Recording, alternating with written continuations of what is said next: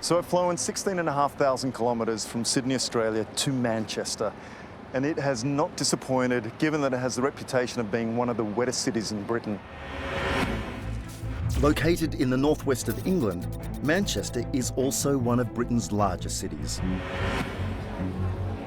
It's home to one of the world's most popular football teams, the 36-mile-long Manchester Ship Canal, and a thriving university steeped in history. Originally built in the 19th century, the university's older buildings are quite magnificent. Some of its newer structures, though, are due for an upgrade, like this ugly great monster of a bridge. And that's great news for demolition diehards like me. Whenever there's some serious building bashing to do, I'm going to be there. So I've travelled halfway around the world to see this giant concrete eyesore reduced to a pile of rubble. Built in the 1970s to connect the university with the business school next door, this unusually wide structure is more than just a walkway, containing shops and restaurants too. Now 46 years on, the shops have been emptied, and this concrete colossus has finally had its day. And as I always say, what goes up must come down.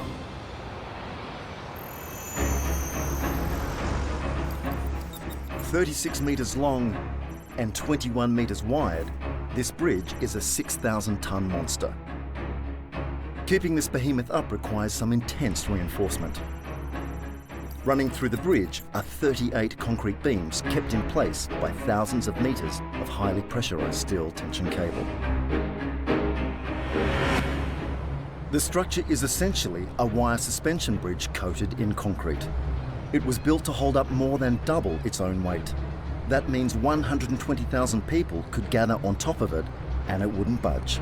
A bridge with that sort of strength isn't going to come down without a fight. This is one of the trickiest and potentially most disastrous demolitions I've set my eyes on. The bridge is wedged between two buildings, including the precinct library. To make matters worse, this is one of the busiest commuter routes in Europe.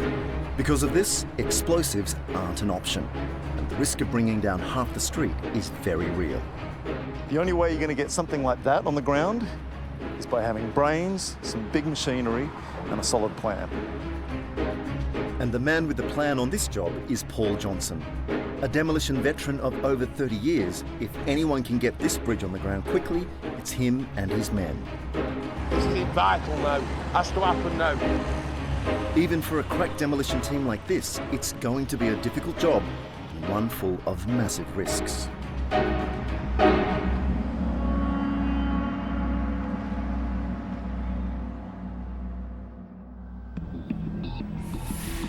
It's still dark outside, but the team starts work at first light, and they're making last-minute preparations nearby. So keep this really simple for me. Yeah. How is that bridge coming down tomorrow? How are you going to do it? It's 6,000 tonne of concrete up here, sandwiched in between a deaf centre, shops and the university library. What we've got to do this job is 3 50-tonne excavators fitted with concrete pulverisers, very specialised equipment. We've got a 55-tonne excavator with a 7-tonne pulveriser, like a giant pair of concrete scissors, and we've got to crunch it down. This extremely treacherous demolition has 3 main phases. Phase 1, start crushing the beams that support the bridge.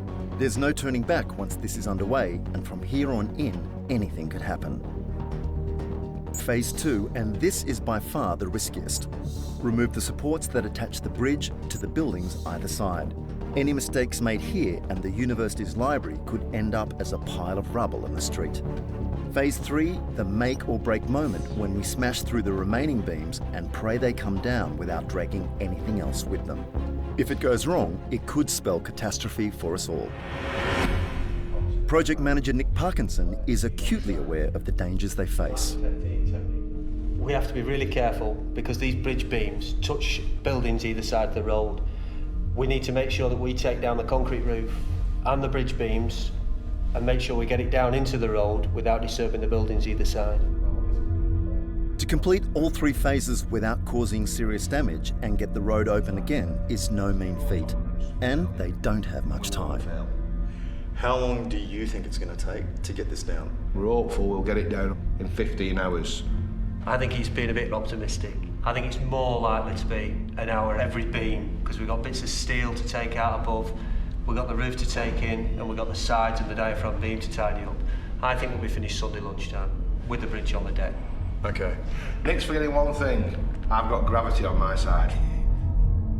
Paul's schedule is ambitious, but if 10 months of extensive planning is to pay off, then the first few hours are going to be critical.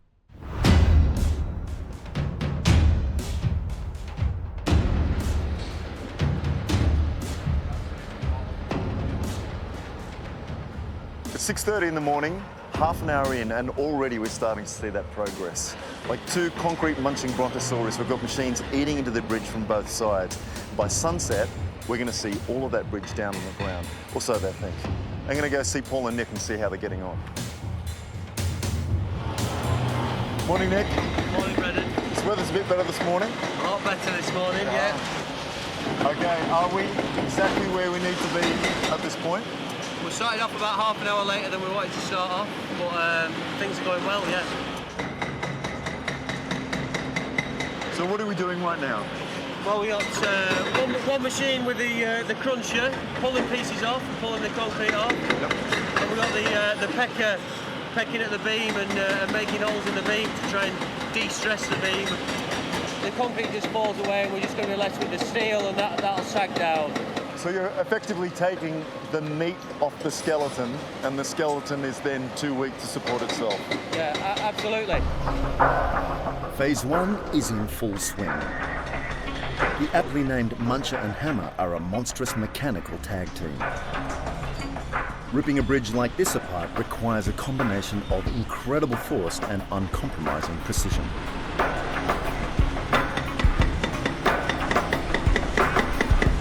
How quickly do you need to get through each one of those beams to stay on track?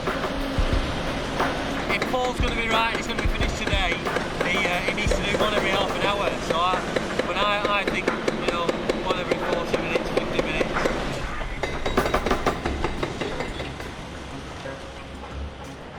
Pulverising concrete on this scale creates a big problem for the team on the ground: dust. To keep us all from choking on it, the bridge needs to be constantly doused with water. It makes an already difficult job much harder and much more dangerous.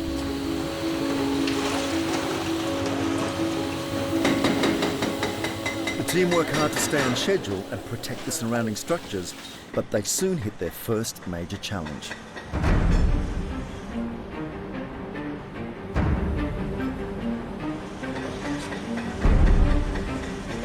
These concrete beams got massive pre-tension steel stretched to full capacity. That's what keeps the bridge up. We brought the concrete off it. That relieves the tension a bit. Otherwise, it can explode the concrete. The cables are the backbone of the bridge, taking the weight of all 6,000 tonnes. Cut under tension, all pressure held on the steel would be released at once, whipping the cables out with incredible force. We cut one end, we're relieving that tension, it'll explode. Right. For the next few minutes, the success of the whole project relies on the steady hand of the expert cutters.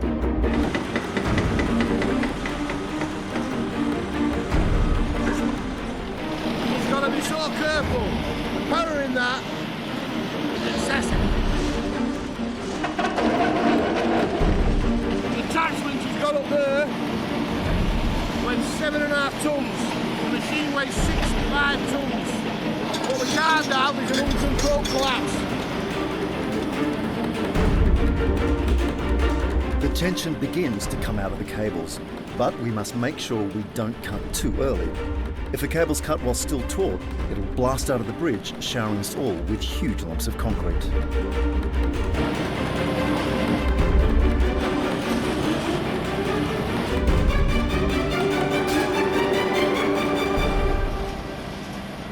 That one came off perfect, that. Just the plan.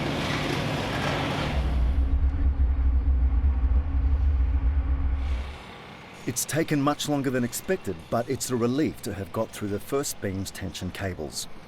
They're going to have to pick up the pace if they're to get back on schedule though, and the biggest nightmares of this job are still to come. As they push forward, I'm off to meet the man tasked with filling the hole we're going to leave behind once this bridge is confined to history. James Birkin is the university's architect. So what's it going to look like? Amazing. Of course it is. The project as a whole is the redevelopment of the Manchester Business School, which is part of the university. The building is going to look a lot different from what it is now. The bridge is, as it currently stands, well, prior to demolition, it was quite a dark, uneventful space, quite intimidating, really. We want to drive this building forward, and we want to push the vision forward and the aspirations of the business school and the university. It really is a new gateway to the Oxford Road corridor down to the university. And even those in the business of new builds appreciate the beauty of a top-class demolition. It's a complicated structure that's there, and it's, as we can see, it's quite well made. It's putting up a lot of resistance to the machinery that's there trying to break through it. You're picking pieces apart. You can't just go into a piece of structure and snip at it or crunch it away or knock it down, because it will always have a consequence on the remaining structure that's there or the environment around it. So there's quite a lot of respect for the demolition team. They're under a lot of pressure to get it demolished on time.